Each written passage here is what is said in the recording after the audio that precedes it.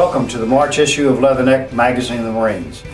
In this issue we lead off with an exclusive interview with the Commandant of the Marine Corps, General James Amos. In this interview he addresses what he calls the big boy issues, from the repeal of Don't Ask, Don't Tell to the recently completed Force Structure Review Group.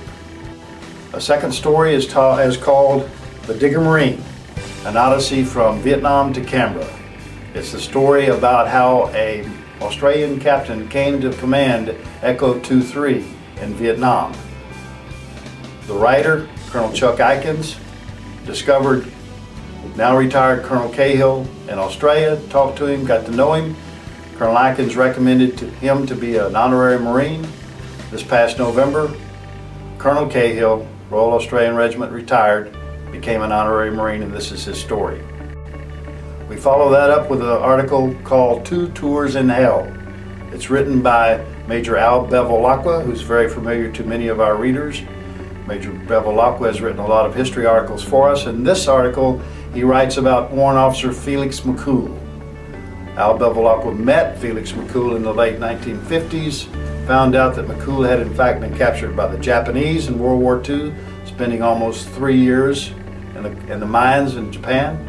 And then again at Chosin Reservoir in 1950, captured by the Chinese communists. Through almost 6 years of internment, he kept himself as a Marine, held his head high, and honorably served.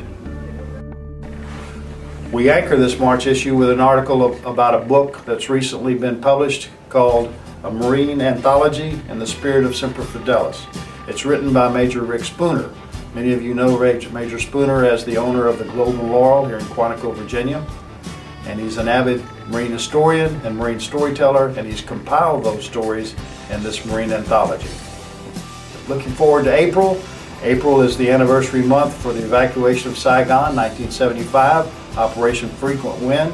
We have an article on that. We also have an excerpt from a recently completed book. The book titled The Wrong War by Being West has a chapter in there on Corporal Dakota Meyer.